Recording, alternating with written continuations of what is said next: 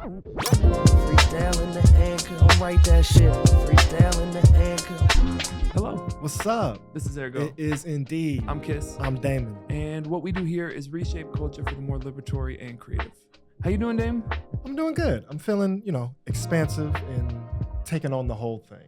You know what I mean? How you feeling? I'm feeling despondent and depressed, so Oh, this no. is a good combination.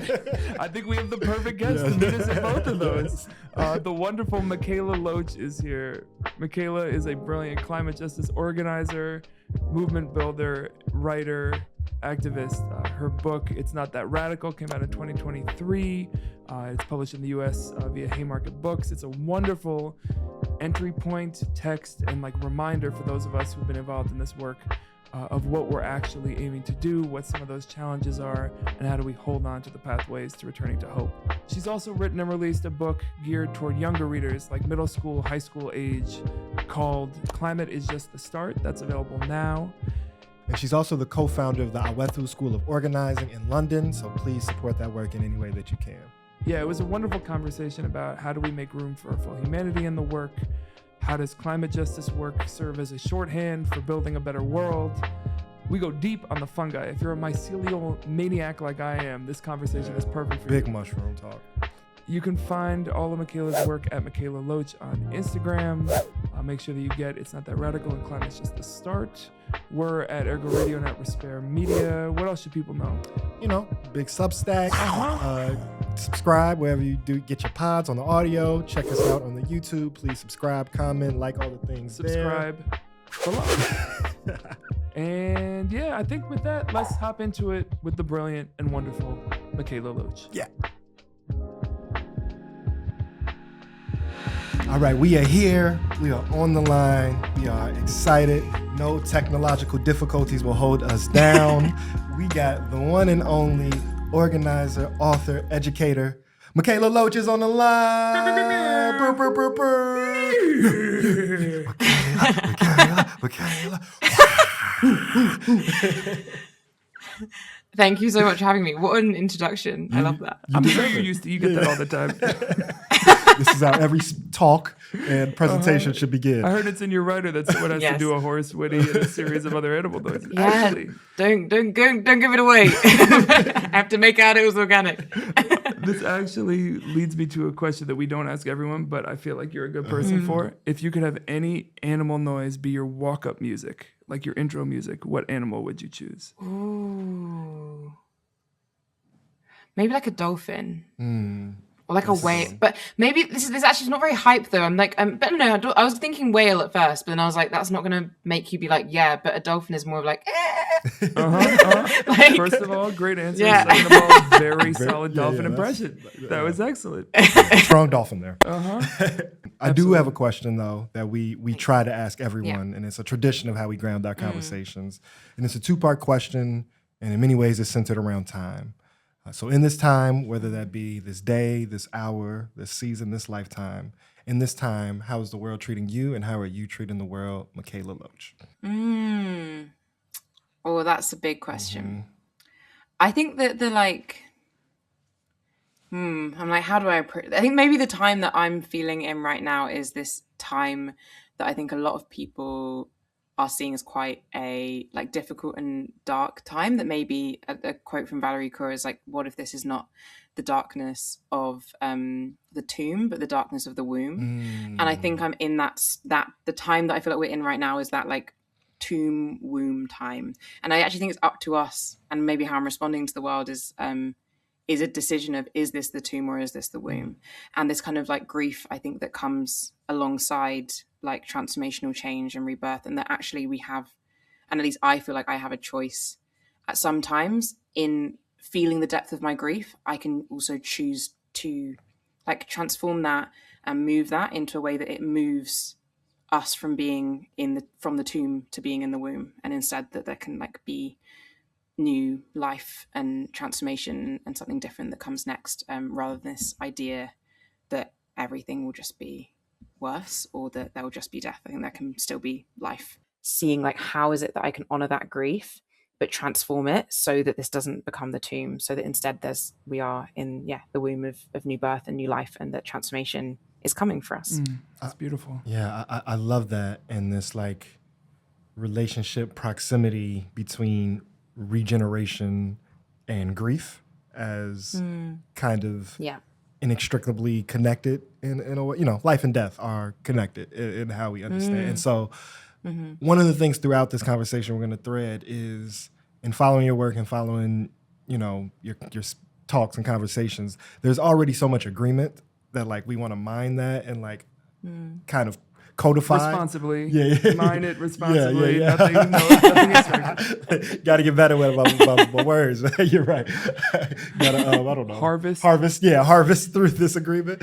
But a thing that I've heard you say that we've been trying to explore more is that so much of movement work is collective grief work. You know, I think the context that we enter in is particularly around like state violence and, you know, the killing of Black bodies and how that activated folks, and then understanding the 10 years of movement activation, not just as political power building, which it is, but it is also conscious and unconscious collective grief work. And so I've heard you talk about this notion of climate grief.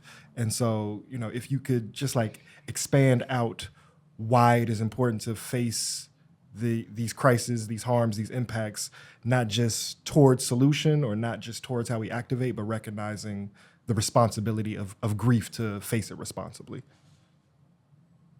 I mean, I really do think on like a wider sense, like our the very like capitalist refusal of grief in its reality and its expansiveness is what is a huge barrier to us like getting the world that we all deserve and the lives that we deserve. Because I think if we really felt the grief that we feel in the face of so many things in this world, then we would be implored to change them, and like and also that we'd feel like so much more connection to our neighbors and our like siblings across the world and each other, because we would be actually feeling that reality of grief, where instead it's this thing that's rejected as like not productive or, you know, this terrible thing to be, you know, shunned away or hidden away.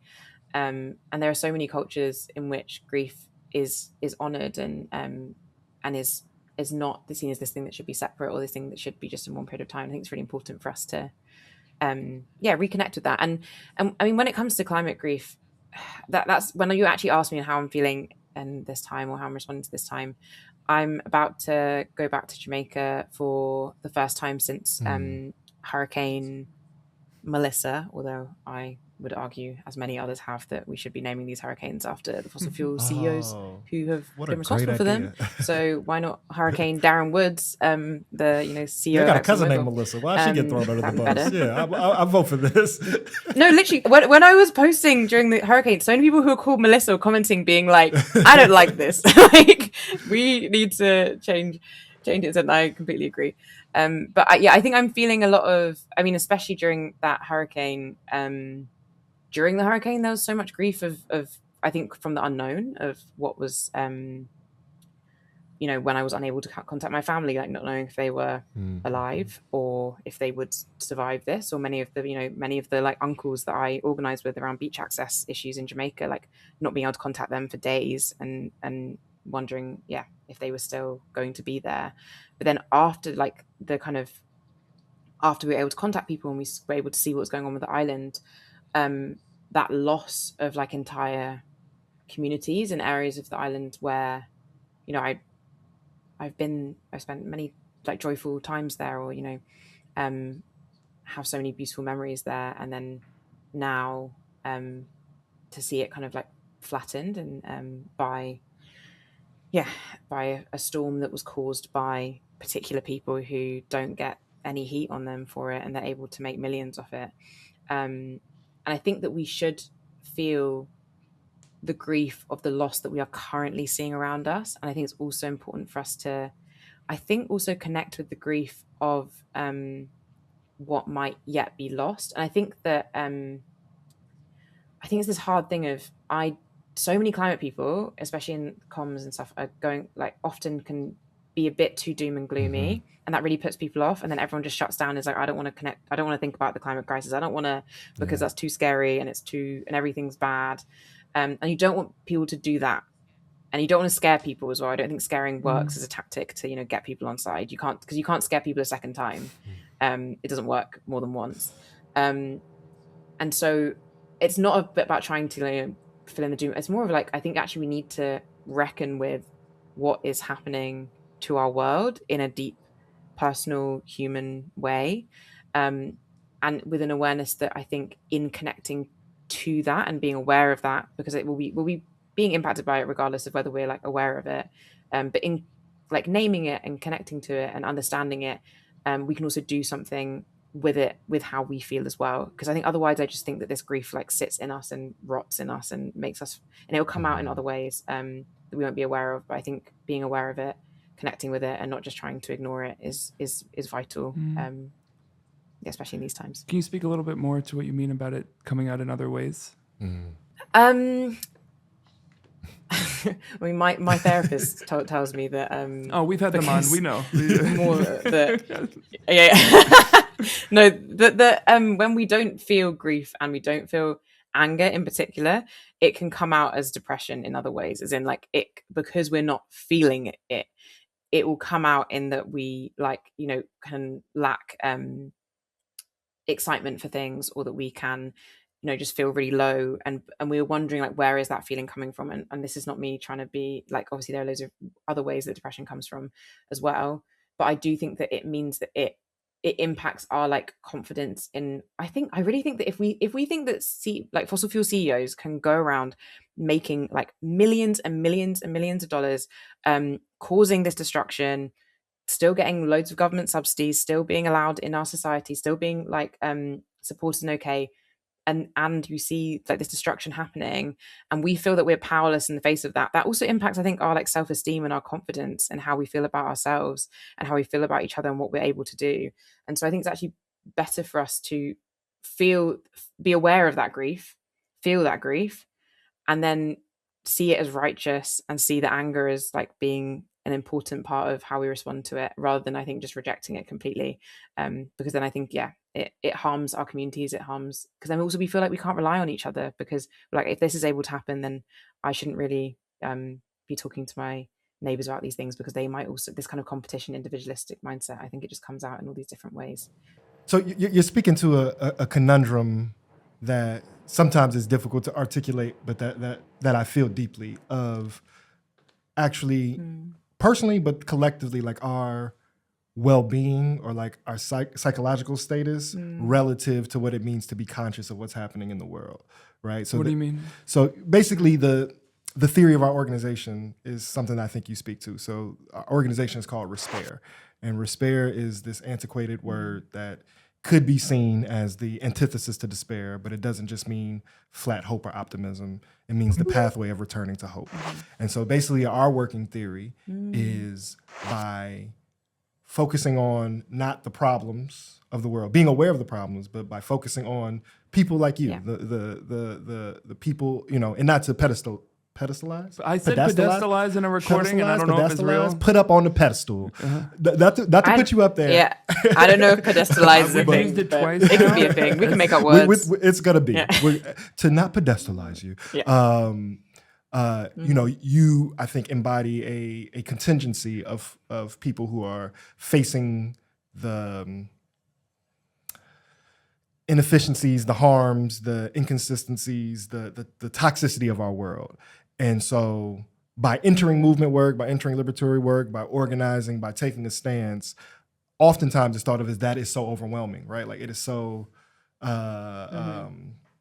all-consuming to be trying to stop a oil pipeline, or to go up against a government, or to go up against this abstract monsters that are white supremacy and capitalism. But in what I hear you naming, and what I believe, that in actually facing that, and particularly finding community in people that are looking towards regenerating or coming out of the darkness of the womb instead of just being stagnant in the tomb, that actually allows you to have a better sense of self, allows you to process, allows you to not be avoidant. And I think in the long run, even if it is still equipped with a burden or a pain, it is actually so much healthier than just being in isolation or alienation or feeling passive in facing the harms of the world. So it's a conundrum because it's like doing all this work, being on front lines, going through all these meetings, having all these conflicts is overwhelming. But I think just being kind of stuck in the matrix is dehumanizing. Or taking it in and being isolated, and what do you do with it? Does that ring true for you? Yeah, I mean, big time. And that also makes me think about how much I think is actually important for us in our movements to like reckon also with this like way in which it impacts our connection to each other and our like connection to ourselves and our psyche and everything. And this is something that Jess Malley, who I co-run the AWETHU School of Organising with, talks about a lot, and they call it this like healthy humans framework. And it's also like connects, I think, to, I think people like use Audre Lorde's the Master's Tools essay all the time. Like I think that they're like, Audre Lorde was saying that you can never use anything that already exists basically to, and that's not like what she was arguing, like when you actually read the essay and don't just quote the quote, is that we need to like change our entire like systems and frameworks and like paradigms and the ways that we like think about the world and think about each other and those kind of frameworks in how we do our organizing work. In the same, like she was saying about how, you know, if we have a Black liberation movement that is still rooted in like the ideals and paradigm of patriarchy, then it's still going to cause oppression in other ways. But it's just, I just find it funny that people would be like, we must all just sit in a cave because we can't use the Master's tools. I'm like, that's not what she was saying. Like that's, or that the only thing valid is fugitivity, right? Like that you can't be doing both at the same time. Yeah, exactly. I love what you just did. You just like, there's this cliche or this like kind of loose container of words or language that then kind of take on a meaning beyond its own, and you actually reading the thing or educating folks on like, no, let's look into the context. And so you referenced at the AWETHU School of Organizing. So I want to go deeper into that. One, in like kind of the pedagogy of that space, but more how you see it in your journey. Because as an observer, what it looks like is like a reconciliation of purpose for you, and I want to know if that's accurate, because how I've seen your journey is like, you know, you very adaptly use social media channels and like now have platform and some visibility, but through that and through writing your books, like was naming that visibility is not enough, just even activism and campaigning is not enough. As many have said before, like we have to power build, we have to relationship build, we have to organize. And now you are doing it, co-run an organizing school. And I heard you say something I really like that I want you to build on, that organizing is building the capacity for revolution.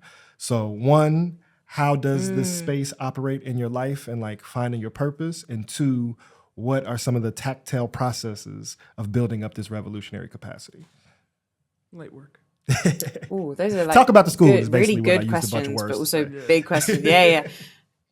So I'm gonna end up going. Actually, I'm gonna give a really quick like how I ended up here and starting the school. And it was, I mean, if we go really far back, I grew up in a very white area where I was often like the only Black person in a lot of the spaces that I was in. It was also a very middle class area where people weren't organizing and this wasn't a thing that I was aware of in the same way. I was taught about, I was raised by my parents teaching me about Nanny of the Maroons when we moved over from Jamaica to the UK, and freedom fighters and rebellion, all this stuff, but it was always framed as this like past thing that had been won by other people and that we should be grateful for, that we live in this kind of golden age of freedom, but it didn't feel right. It didn't feel like that was the case, and then it was the first time I think I really engaged with and understood organizing was when I went to the UK border to the UK and France border in Calais, where that's basically where a lot of displaced people end up as they try and make their way to the UK. And it was there that I, realized what organizing was and what solidarity really was. And like that it's not, you don't have to wait for other people to, big organizations to do things. Like it's about people coming together and being like, this is an issue and we're going to come together and we're going to support our siblings in a very mutual way. And it was just so beautiful and transformative for me. And then through that, a lot of people that I met who have actually been displaced because of people who are on the move, have been displaced because of the climate crisis, because of droughts, because of conflicts that have been escalated because of the climate crisis. And it made me really realize that the climate movement and the climate crisis wasn't just about, like recycling. Because before this, I saw the climate movement as like a movement for middle class white people who didn't have other problems to worry about and who could think about this, existential big future threat and didn't have to worry about the present threats of, like violence on the border, of like police brutality, of these very like present things that felt to me. And then it was actually meeting a lot of people that showed me that the climate crisis is extremely present and is also extremely connected to all these other issues that I cared about. And then learning about climate justice showed me that we actually have this like ability and this opportunity to tackle not only the climate crisis, but also the root systems that are causing all these other issues that are causing harm, these issues that I really cared about, of tackling white supremacy, of tackling capitalism. And so it felt like this like hopeful opportunity that we had to really transform our world. And I got involved in the climate movement, but most climate spaces that I was in, again, were super white everywhere in the UK in particular. And not even just, I don't just also mean white in demographic, I also just mean white in the politics that was being espoused. Like, it was very like, a lot of these spaces were not really talking about, the violence of extractivism or like how colonialism has really caused this climate crisis. And it was very much, a lot of spaces were like emissions, but there were like small subgroups within those and people that I learned so much from who they're the ones who really taught me about climate justice in a really deep sense. But then because of these groups being very white, I also, as many other people have experienced, interpersonal racism in these spaces that made it harder to just do the work in these spaces because you're having to deal with all this other stuff. But then I kept organizing, kept pushing through it, but kept wanting to create spaces for other young Black people to be able to feel not just like welcome in this movement, but to have the skills and the resourcing and like the strategy and understanding to be able to organize in our communities. And so, yeah, in my journey, I did lots of things of taking the government to court and doing all these other bits. And then it was when I'd actually finished writing the manuscript for It's Not That Radical, I was in New York at the same time as Jess Malley, who was a good friend of mine at the time. It still is. And glad to hear that's continued. Had to make sure that was clear. But Jess was there to we still are. Yeah, go on. Yeah.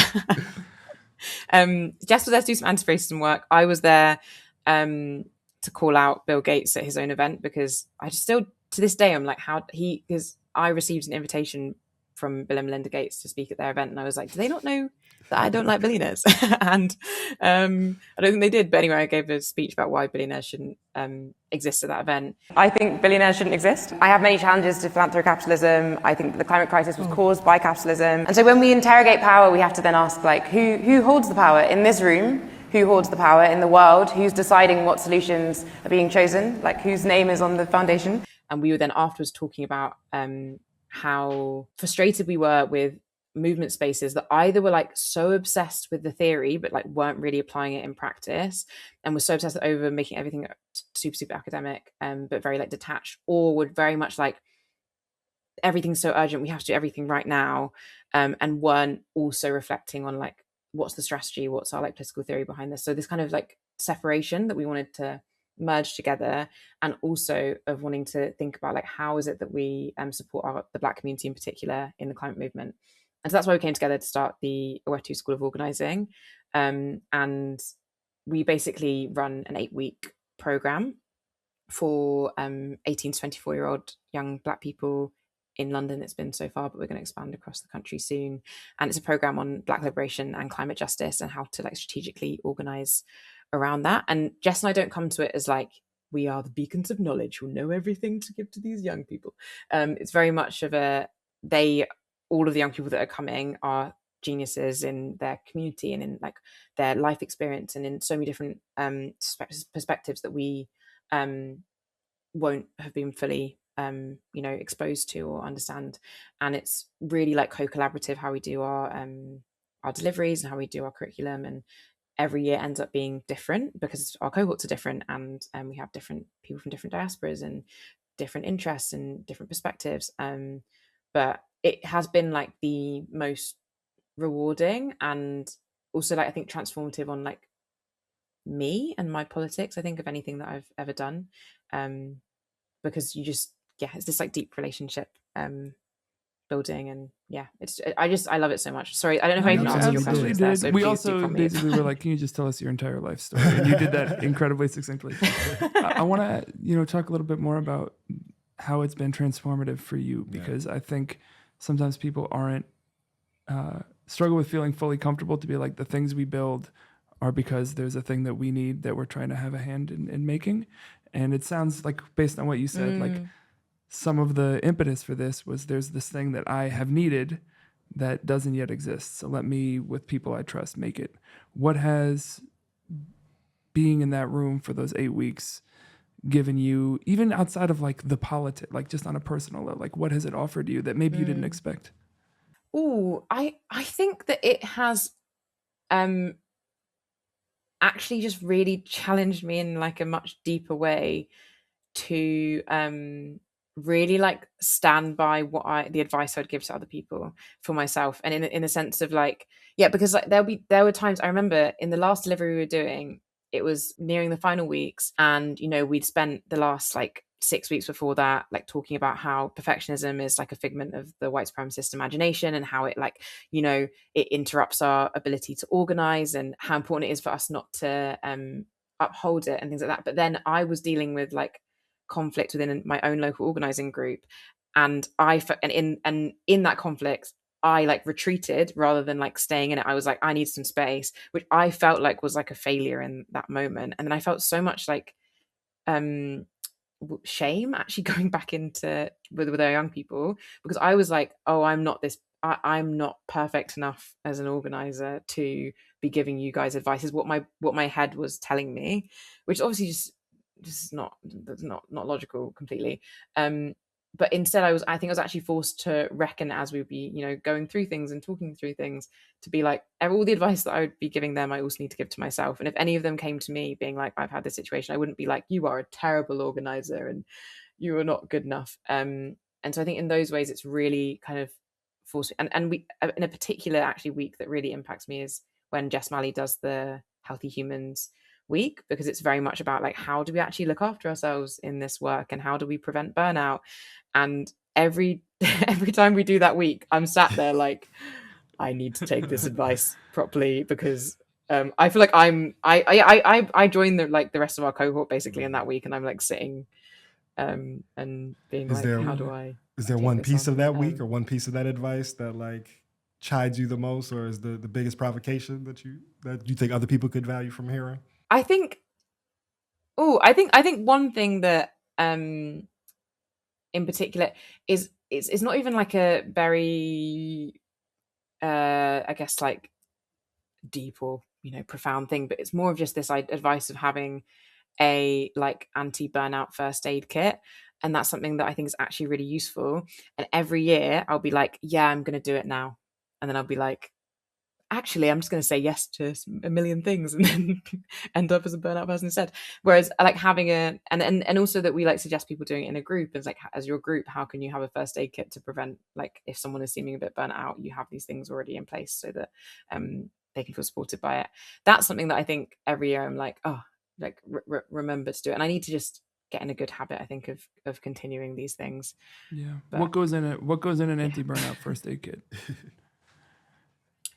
I think it's going to depend on who you are and what your group is, or who you are as a person. But some people say like, oh, what are things that if you are feeling burnt out would make you feel, I guess, like supported or loved or calm in that moment, so that when you're, or like would allow you to get beyond that. I think sometimes when we're already burnt out, we can find it quite hard to like know what are the things that we actually need. And then we just keep going in this kind of survival mode of, I'm just going to keep doing all the action points, I'm going to keep doing all the meetings, and then you just crash. And instead it's like, okay, if you're feeling that burnout already, you already have a list of it can be small things. Like I listened to the song Stand Up from the movie Harriet by Cynthia Erivo. So I'm gonna stand up, because it just grounds me and reminds me like, why am I doing this stuff, and the like lineage that we come from and all those things.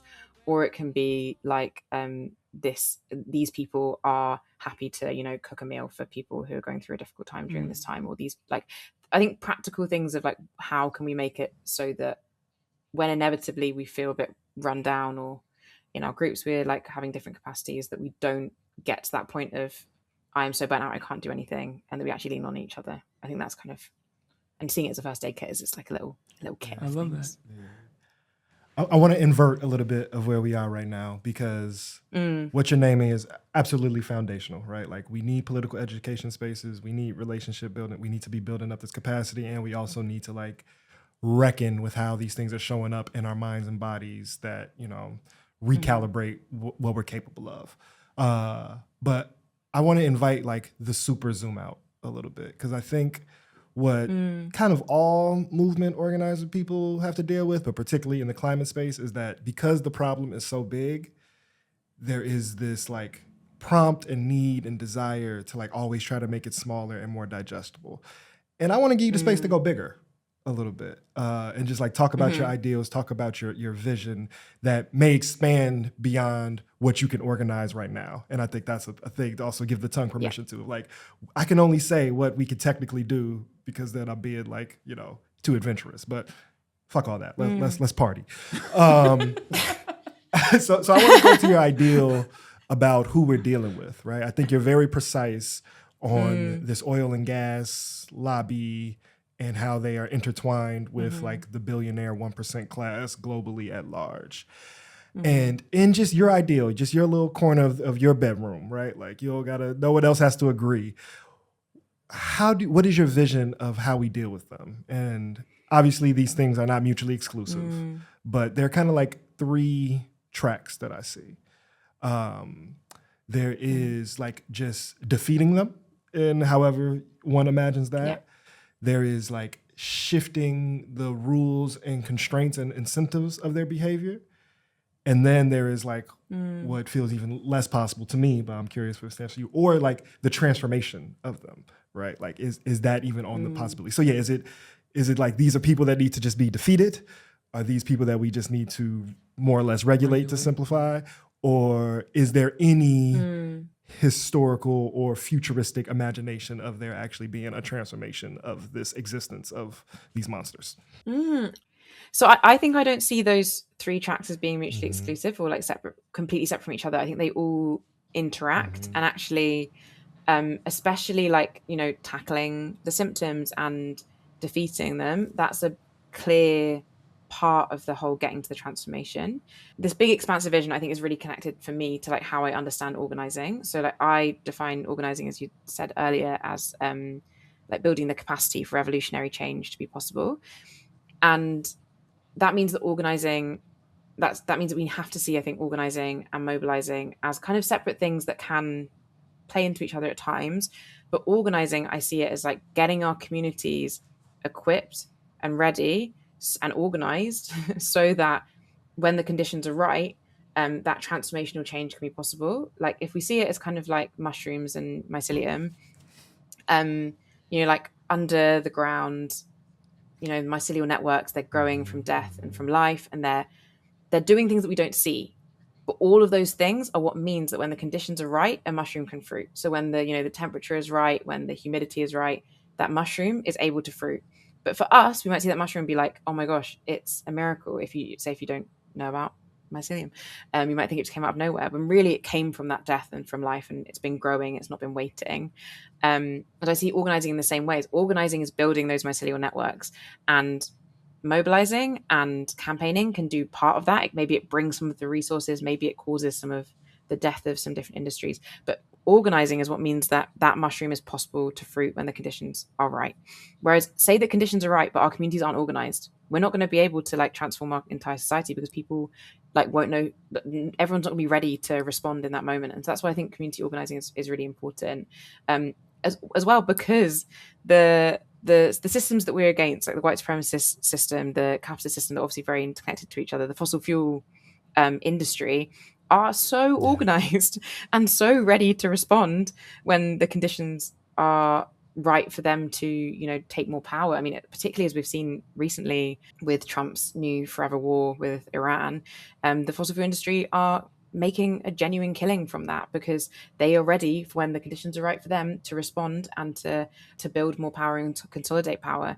And I think it's really important for our communities to be equipped and resourced so that we can also like build our own power and also can respond whenever the conditions are right. And also that's why I see like kind of organizing can also be, making the conditions, but this is maybe getting a bit the metaphors maybe losing me at some point.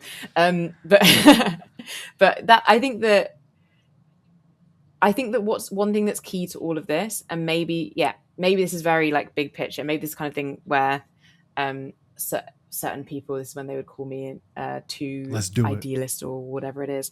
But I think it's about our imagination. It's like the radical imagination of, let's exercise what does this best possible world that we can possibly ever imagine look like. Like, what does that look like? What does that feel like?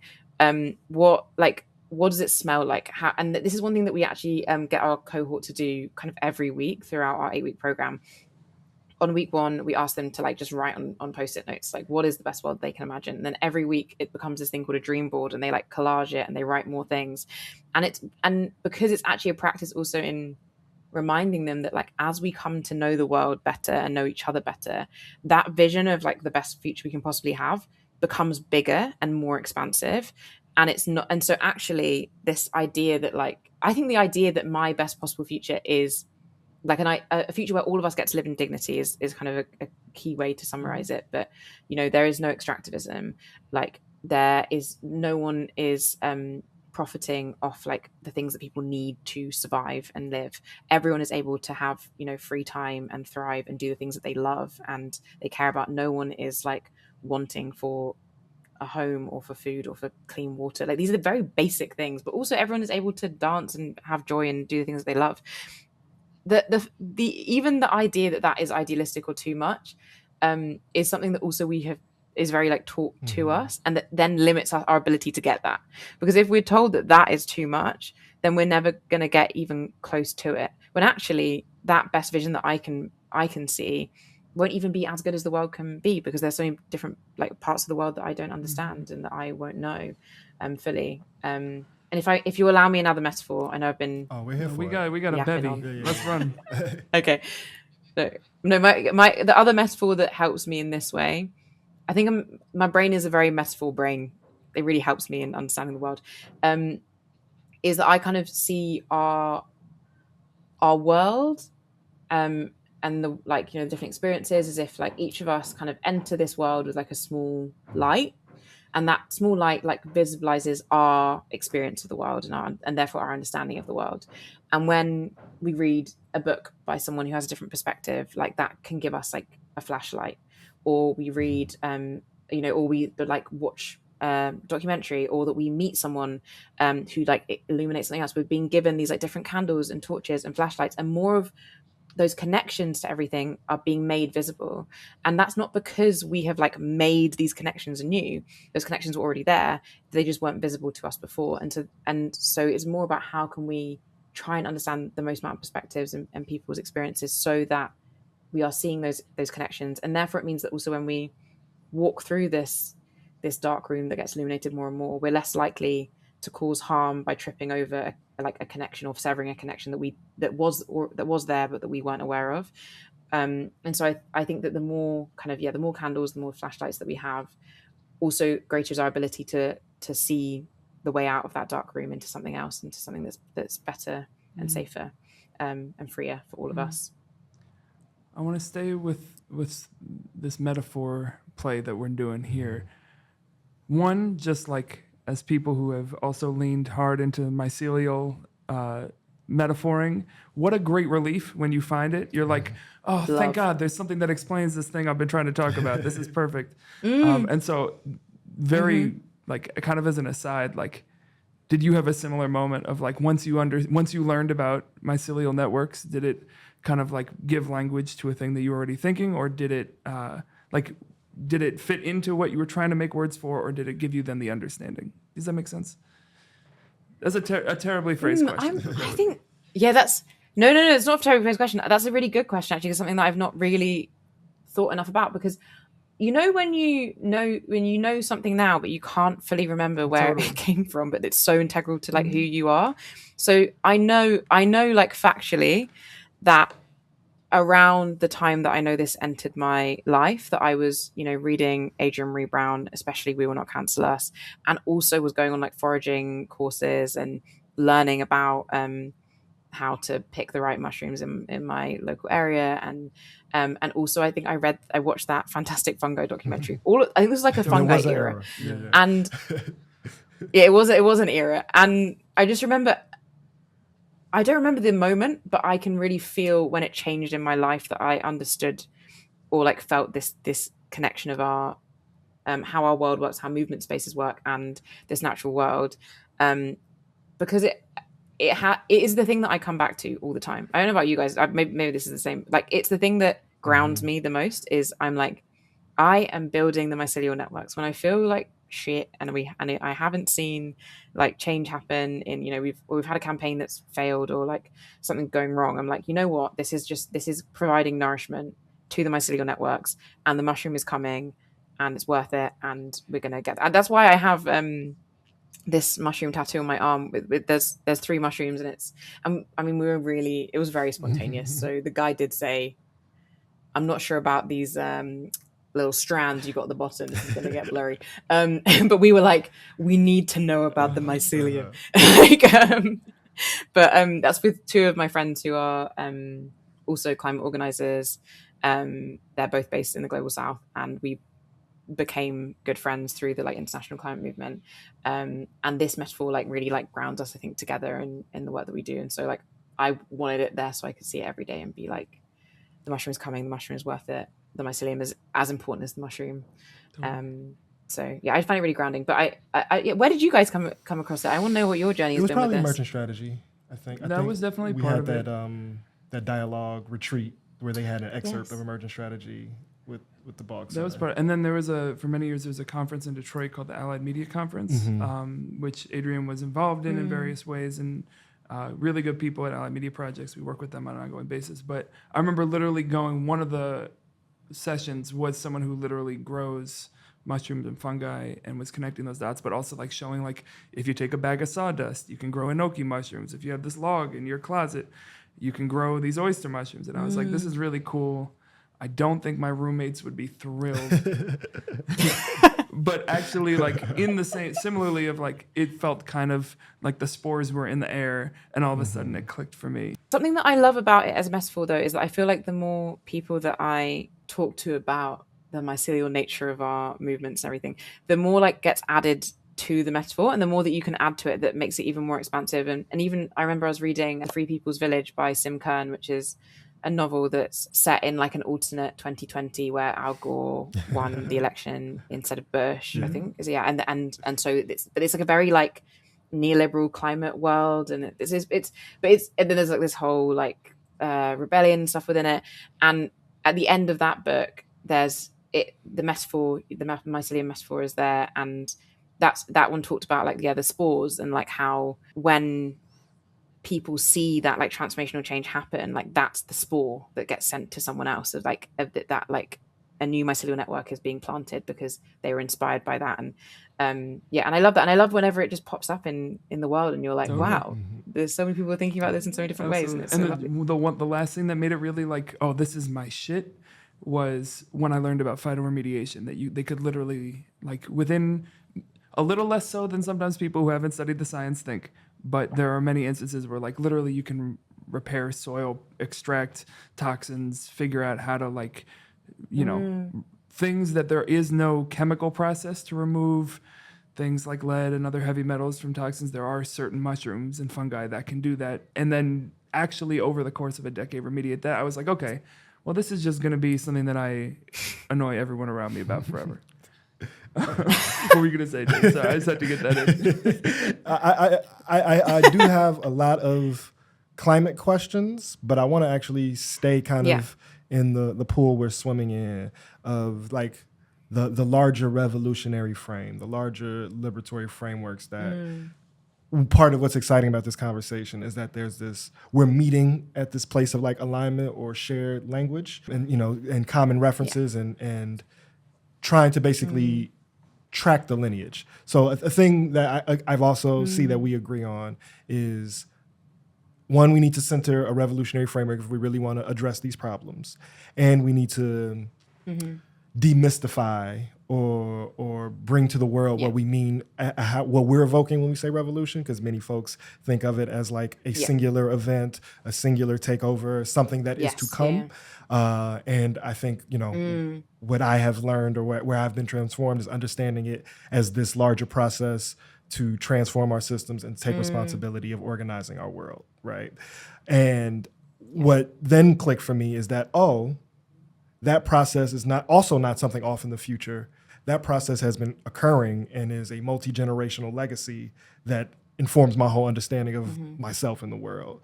But I struggle to codify it or name it. So one of the exercises of the last few years is like, we need to name that we are a revolutionary movement, claim that, and invite people into it. And so I want to invite you into, do you have because whether it's climate justice, whether it's abolition, whether it's, Black queer intersectional feminism, different artistries, all these things meet at something that is unnamed. And so do you have language or frame for what this lineage, what this container, what this revolutionary approach is? Do you have a name for it, or how do you understand or speak to it? That is another really great question. I think that maybe I have come to realize that I have been using climate justice as a name for that. And it's only, as I do with abolition. It's actually only through multiple. And it's because for me, climate justice includes abolition and includes Black queer feminism, includes all these things. And it actually, I think for a while, I think that I see actually a lot of what my work has been is actually to try and make that what climate justice is, because to me that's what climate justice is. But actually it took me a couple of years of book tour to realize that actually to a lot of people that's not what climate justice is.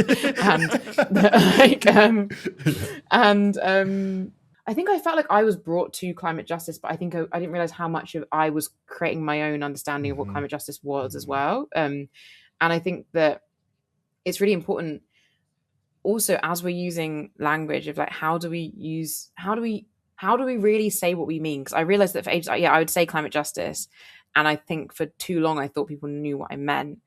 And then, in writing, it's not that radical. I was like, I want people to know what I mean, but I thought I'd want people to know what I mean, but loads of people already, knew what I meant already. And then realizing that, actually, sometimes I think that the language can actually be a limitation in some ways when we are assuming our own everyone else's understanding of that same language. So how is it that we can be able to talk about these things in plain language, and then that can make people understand the terminology, or can change how the terminology is understood.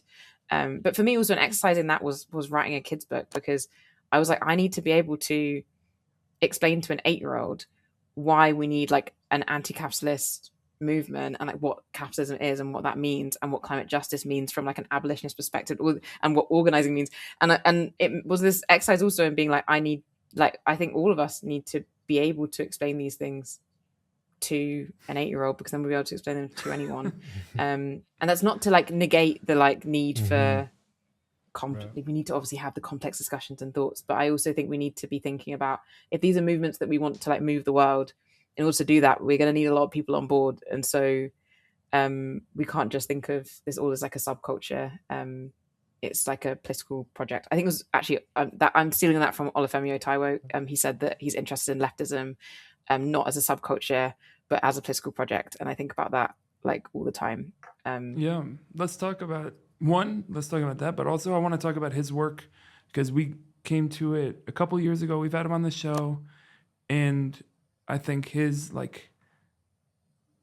expansive and clear definition of climate justice as reparation was another one of those okay, now we know what we're talking about. This makes sense. And also this feels if not an answer, at least a response to a question that we've been struggling to figure out how to answer around. What does repair mean? What does that look like? And so I'm wondering for you, whether it's him or, you have in reading your work, this clearly part of your practice is quote pulling, quote understanding, putting your work in conversation with other writers. But yeah, I guess let's start with him specifically. Was there something from that work that really spoke to you in addition to this idea of leftism as not a subculture, which I think is really helpful? Yeah, I mean, also that was like just a tweet that he put out that really resonated with me. That wasn't even from his published work. I was like, you need to that ate.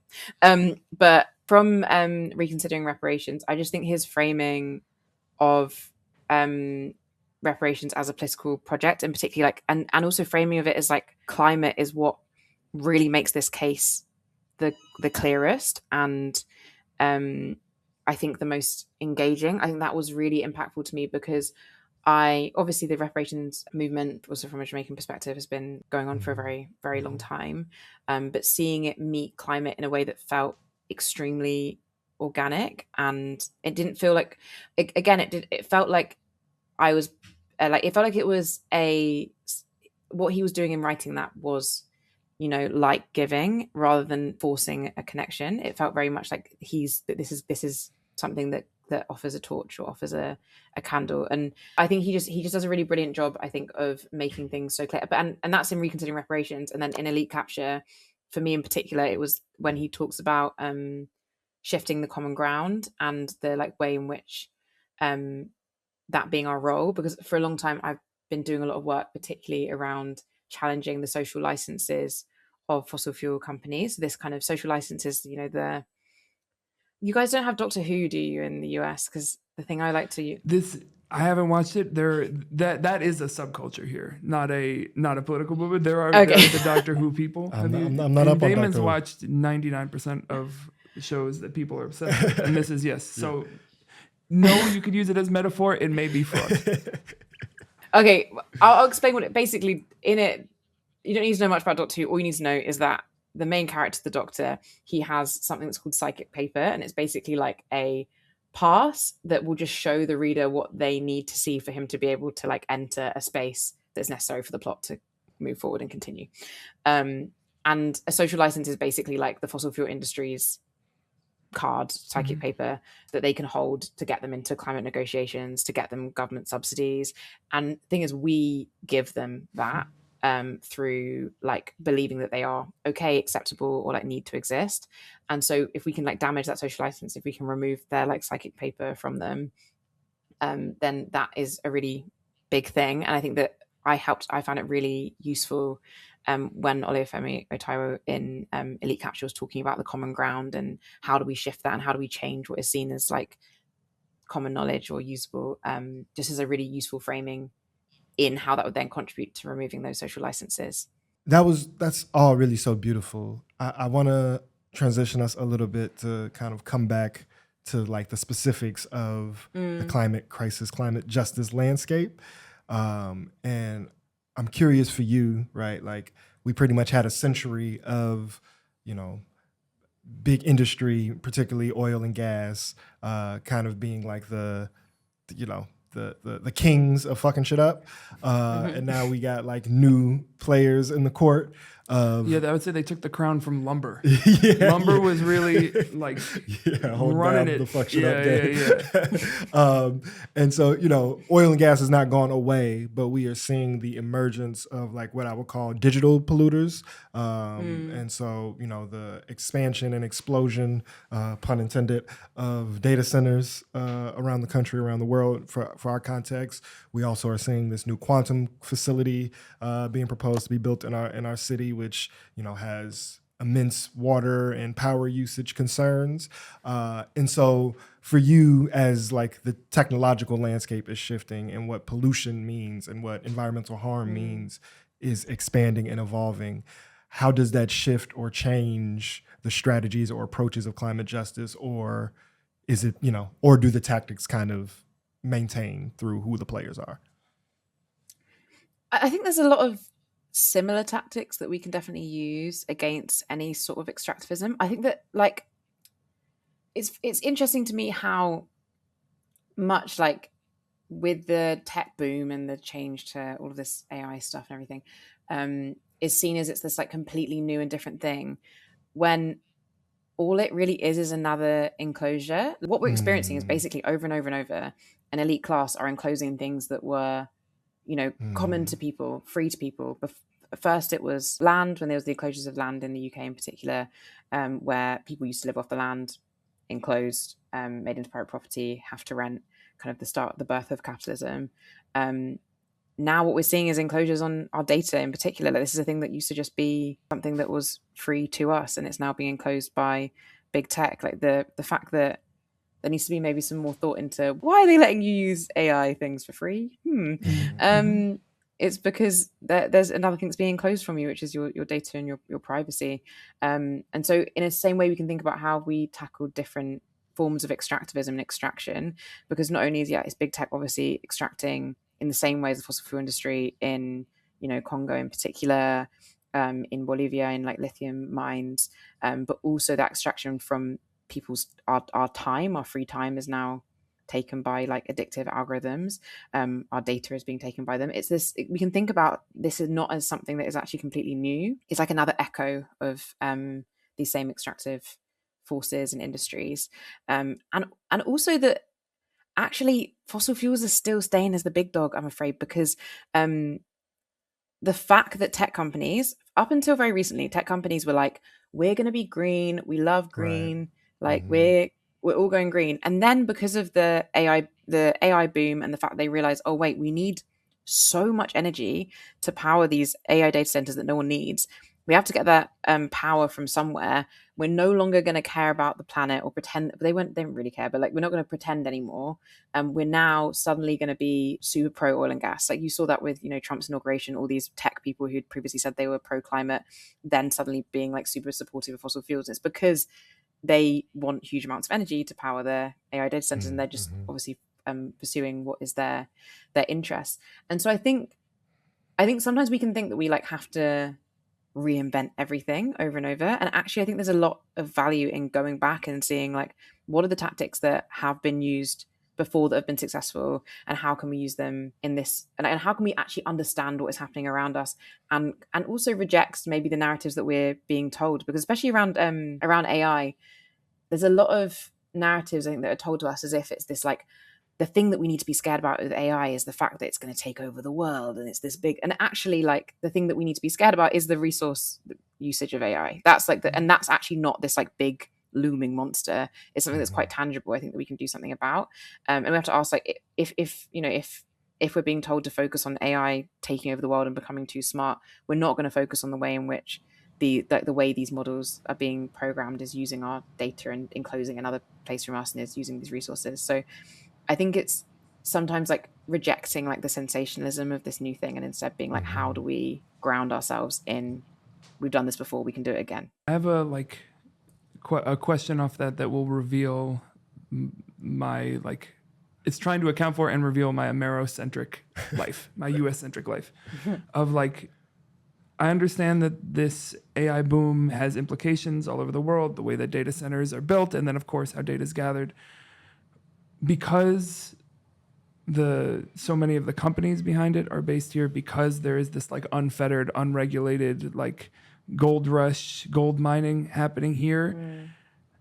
Sometimes it's hard for me to see like, how are people in other places, one, interacting with this in their own lives as like a similar encroachment? Like, is that happening in other countries, especially, countries that we see as parallel, UK, other parts of Western Europe. And then also like, how is this moment around these data centers and this power usage and this water being seen by people on the outside looking at what the hell is going on in our country?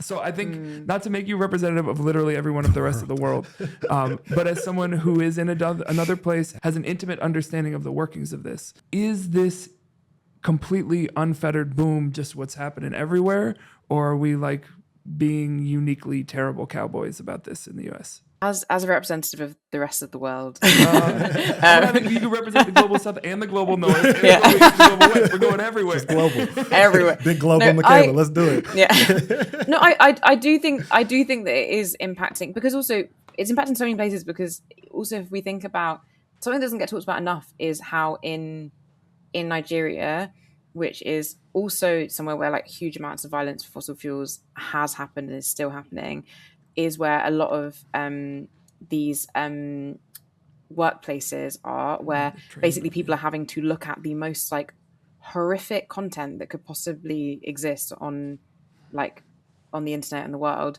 and they have to decide whether things are acceptable or not acceptable to be training the AI. And so these people are having extreme like mental and physical health impacts because of their having to watch and look at these things. And that's to build that's dark. That's to build an AI model that someone uses just to like hang out with in the evening, or to ask a question that you could have just searched on a search engine instead of and that's another like impact of this AI thing that I think that people aren't super aware of. And I mean, in the UK, it is also getting a bit more concerning from a critical thought perspective, how much everyone is relying on the AI to do everything.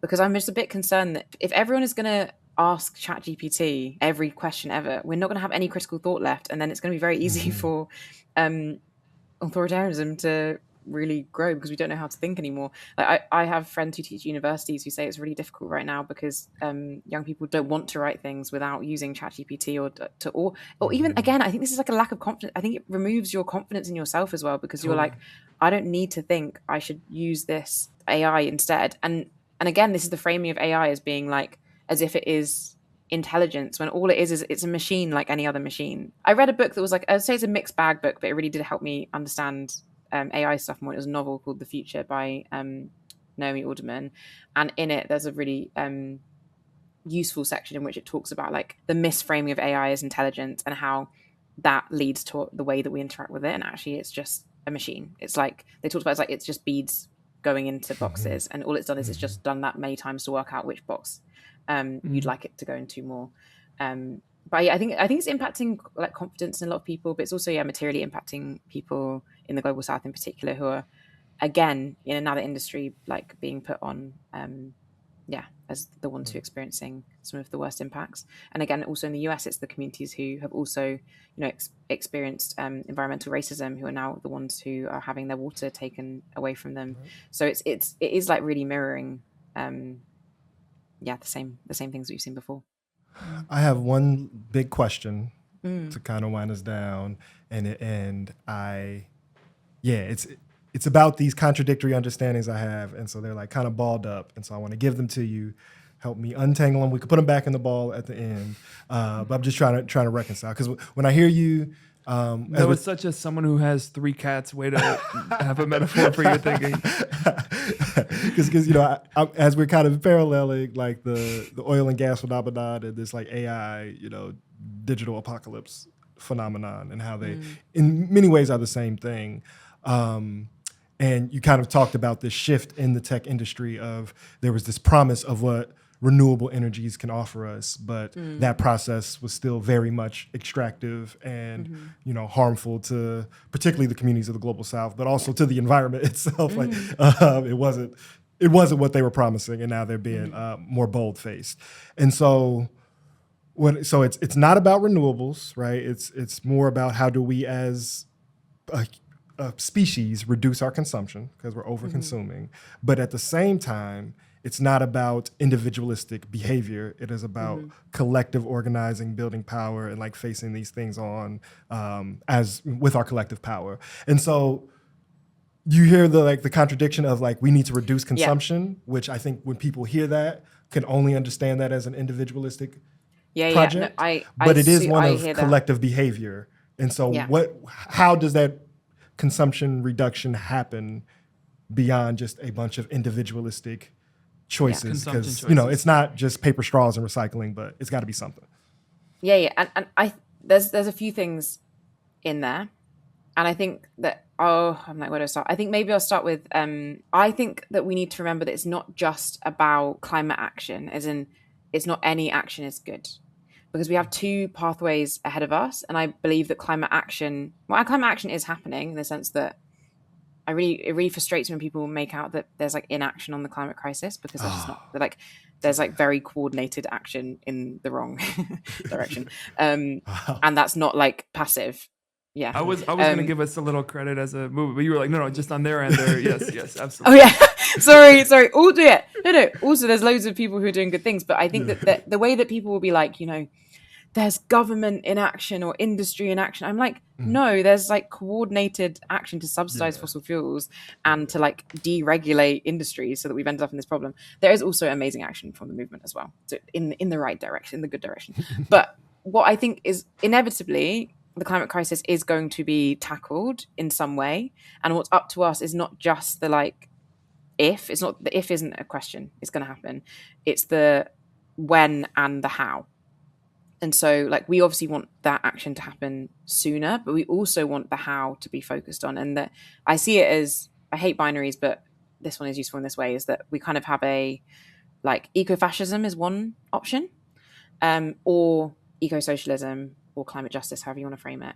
And ecofascism is also a way of tackling the climate crisis, but it can make our lives worse. Like there is a possibility of tackling the climate crisis that makes the majority of people's lives worse, that maintains an elite class, that restricts consumption in a way that still benefits an elite class, but doesn't make our lives like more expansive. And that is very possible. And that's what like billionaires with their bunkers like are planning for as well, this world in which they like have still, you know, maintained a level of control and safety, but the rest of the world is less so. And then there will be climate action like happening there in the sense of also positive climate action of reducing emissions, but it will be done in a way in which reduces the freedoms of the majority. And so instead, what we have instead is eco-socialism, where, I mean, currently with consumption, the reason that we, especially in the global north, when I say we, I mean like the UK, the US in particular, and Europe, is like we are, because we live in this capitalist system where the economy literally has to double every 12 years, otherwise it's seen as a failure. We are manipulated to buy shit that we do not need because otherwise the economy will collapse. And so we have to consume and consume and consume and consume. And marketing and advertising like manipulates us to consume and consume and consume and consume. And we're told that consumption is what is, you know, success or joy or happiness. When really like many people who are consuming loads aren't actually very like happy or connected. And so instead it's not asking about, oh, I'm like climate action wants us all to have less. I think it's actually that like the world in which we need this future, that we need to go down this like eco-socialist, this climate justice path, is a world actually where we have more of what we actually want and need as people. Like we have more connection to community, we have enough of what we need to survive, but also we can have more free time, and we can have like cleaner air and like safer communities, and we can have a better life that's not just predicated on having more stuff or like consuming more things. We can have more connection to our neighbors, more connection to each other, more connection to ourselves as well, and to the natural world. And there's actually so much more I think we have to gain. And yes, that might mean that we don't have like 50 Labubus, but I actually think that like we don't need the 50 Labubus. Whoa. Just 4. We're rationing Labubus. There's going to be one Labubu passionate listener like, there's Labubu fascism. But like, because also currently, like the way in which we currently produce far more food than we need to feed the world's population, but it's just directed not by need, but by like capital, motive. By money and by profit. And then there has to be this like thing of false scarcity, of making you believe that it's scarce so that it can justify the fact that like it's being directed in this way and these things. And so there are actually many things in our world right now that are restricting us and that are like making us having to be smaller. And I think it's like, how do we remove those things and have enough of what we need? And also it's really important when I say this, that I'm not just saying this. I think sometimes people are like, oh yeah, you just thought that off the top of your head. No, there's so many studies, and many of them that I cite, and it's not that radical, that have literally gone through like what is the consumption levels that we would need. And it's not like the Stone Ages. It's like instead we'd have to go back to consumption levels of like the 1960s, where we used to just reuse things and things were made to last as well. It's not about going like, we could still, people think that you'd have to like live in a cave and have nothing, where you could still have air conditioning if you need it, if you live in a too hot place, and you can still have heating if you live in a too cold place, and you can still have your computer, and you can still have like, I hate that people make out that the idea that we have a world where all of us are safe and have enough of what we need would mean that we suddenly have nothing or no freedom or no joy. And that's and we have to always ask ourselves like, who benefits from that narrative, and what's it actually rooted in? And like studies are actually saying that's not true. Yeah, and I think that's very linked to how, like that, like what is a practical quote unquote offering. It just made me think around some of the stuff that you wrote in the book around land back, or some of the way that gets discussed of like, oh, that would mean some mythical regression that ignores our reality. It's like, no, this is not about. This is about making something new that's more grounded and sustainable, that addresses the harm that has been done. Like that should be doable. It's just a critique of capitalism, not human advancement. Right. Yeah, exactly. And also that, like, I mean, we're going to talk about that. A lot of advancement that is seen as like due to capitalism has actually been like publicly funded things. Like all of these billionaires wouldn't be billionaires if it wasn't for public funding that supported the like research and development of all of their ideas as well. And I just think that it's so bizarre that we like capitalism is defined. I can't remember who said this, but capitalism is always defined by its successes, whereas like any alternative is always defined by its failures. And I think that's just ridiculous, and we need to stop doing that. And another like misnomer on, especially like the tech capitalists. I heard Richard Wolff say this one time, that like there's these ideas that they were these like, they started as these rugged capitalist enterprises, but this like kind of like garage mythology. Those are basically like worker co-ops, that it was people working together, they co-own the thing, and then capital came and bought or sold or extracted basically.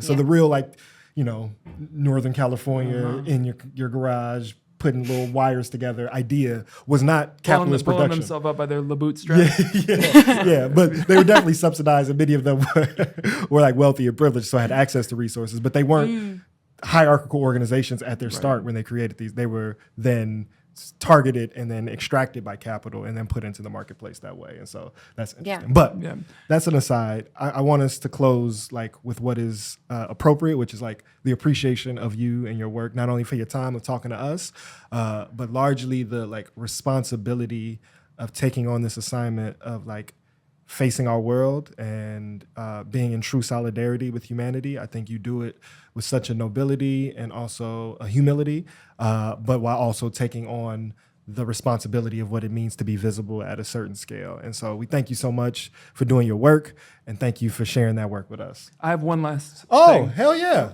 I was like, thank you so much. The thank you. The thank yous exist. I want to go back to the mycelium for 1 second. Okay. Which is, we try to leave some people with something practical, something they can do, something they can use. Outside of metaphor, do you have a recipe for preparing mushrooms that you would really recommend for people? How are we sauteing? What are we roasting? What are we doing? Do you know what? I actually don't eat that many mushrooms. I think I'm more like You prefer them as metaphor? Yeah, I prefer them in the metaphorical realm, I think. Although I do enjoy them, but like I actually realized this. Maybe it's because I like revere them in such a way that I like now can't. That's actually, I've only had this realization right now. I'm like, maybe I feel like I can't eat them because I like respect them too much. But on an adjacent note, on a foraging note, one thing I have been foraging recently is wild garlic, which I think you guys call, do you call them napes or something? Scapes, garlic Maybe? skates. Yeah. But Ramps and I've been skates are the two. ramps. That's it. Ramps. Ramps. That's what you call them. Sorry, I only found this out recently that you have a different name there. But I've been making some pesto with those, and that's felt nice. And I felt very like connected to the earth in that way. Totally. Yeah. No, listeners, it is ramp season here in Chicago. Get out there, start getting some ramps. Garlic ramps?